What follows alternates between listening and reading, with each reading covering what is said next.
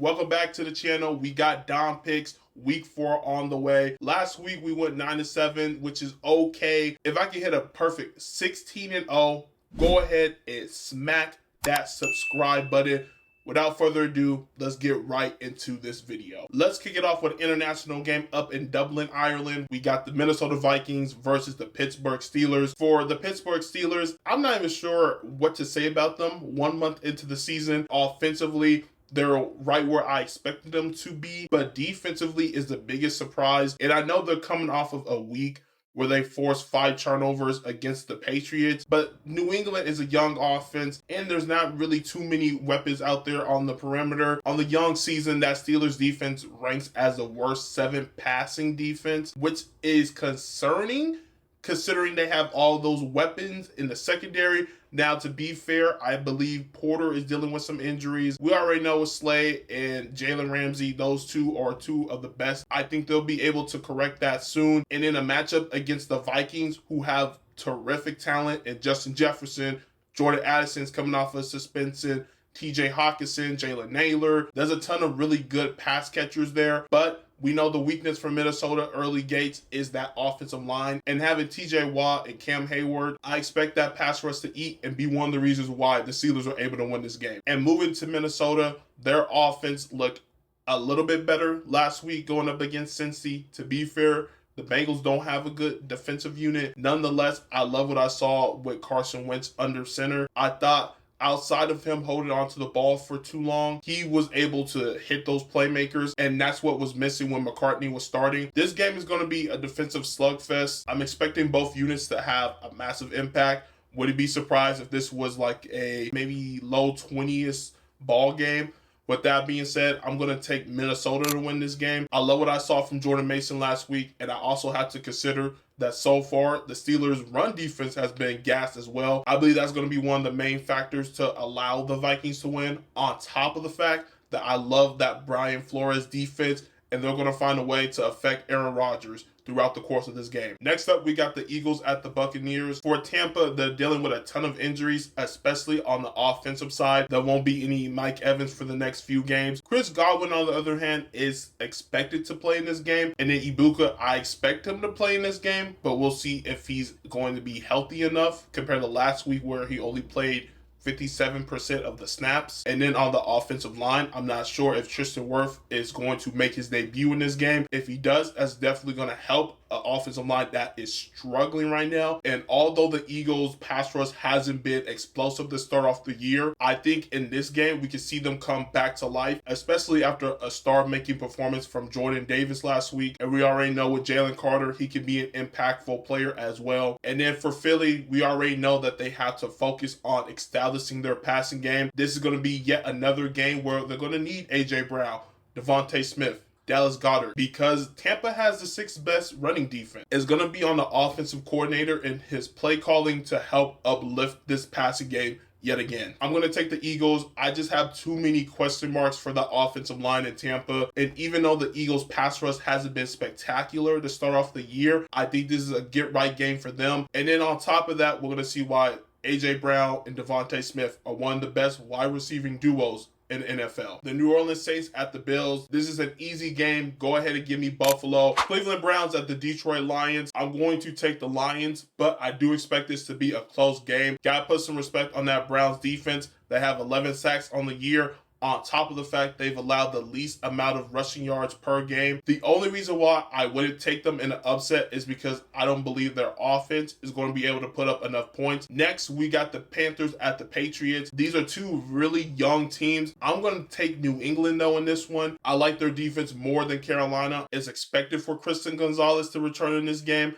I believe that'll be the difference maker. Commanders at the Falcons. Let's start off in the ATL with Michael Penix in that offense, who have been completely underwhelming. They're ranking the bottom half of the passing yards average per game, and that's unacceptable, especially when you have all that talent. Kyle Pitts, Drake London. The latter needs to get more involved to allow this offense to take off. We know with the running game, they're fine. I love the duo they have there, but it's going to have to come down to this passing game being more efficient. Execution is a bit of the problem as well. Going back to week 2, I didn't like their execution in the red zone. I expect this offense to be much better. And switching gears to the Washington Commanders, They have a lot of injuries. Jaden Daniels, I don't know he's going to be available for this game. Last time I saw, he was limited in practice. And then for Terry McLaurin, he's not expected to play. He's actually doubtful. Marcus Mariota, your backup quarterback, is he going to be able to uplift this offense going up against one of the better defenses? Regarding my Dom pick, I've been going back and forth. Initially, I was going to take the Commanders, but I'm going to go ahead and pick the Atlanta Falcons to win this game. Being at home and understanding the pressure and the criticism you face going into this game all week long, I believe the offense gets on the right track. Titans at the Texans, I'm going to take Houston to win this game. I cannot imagine this team starting 0-4. I'm expecting CJ to come out and handle the adversity like a champion. Will Anderson Jr., Danielle Hunter, those two are going to eat as they're going up against a Tennessee Titans offensive line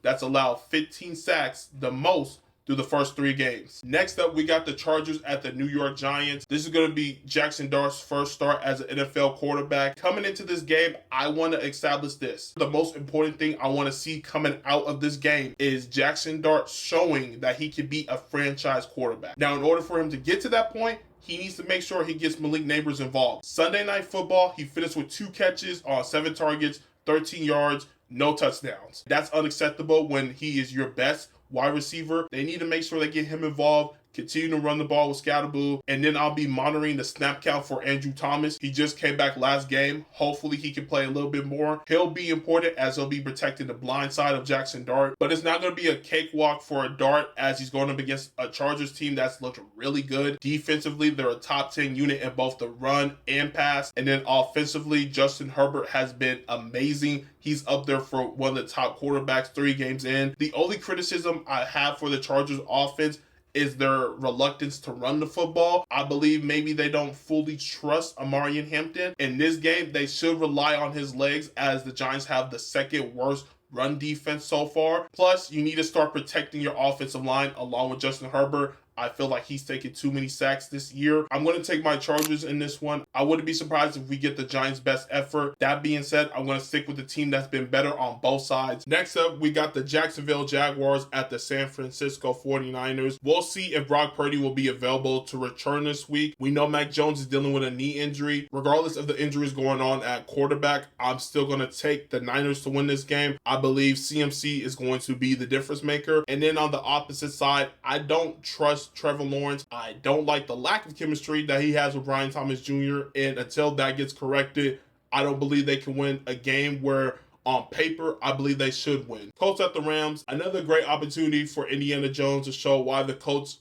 should be trusted as a playoff team. If he can continue to deliver in the clutch on top of not turning the ball over, win or lose, I believe this elevates the team. And let me show some love to Jonathan Taylor. He's been one of the best backs so far into the young season, but he'll be going up against a Rams defense that has played phenomenal to start off the year. I'll be looking forward to that matchup. And for the Rams, this is a get-back game. Going into this week against a team that's been really good so far, there's another opportunity to show why we deserve to be in the conversation for winning the Super Bowl. As I just mentioned, that matchup between our defensive line against Indy's offensive line should be fun. Rams are tied for the most sacks, whereas Indy's offensive line has allowed the least amount of sacks with 2. Something's got to give, and I'm going to lean with the Rams. I love what I've seen from that defensive unit. I know that second half in Philly wasn't pretty, but they're going to be able to get back on their feet and get back on track. And then on the offensive side, Puka has been amazing. He's leading the league in catches and total yards, and despite going up against a really good Colts secondary, I believe it continues for Puka and that offense. Bears at the Raiders, give me Chicago. I love what I saw from Caleb Williams and that offense. I believe that could continue against a Raiders defense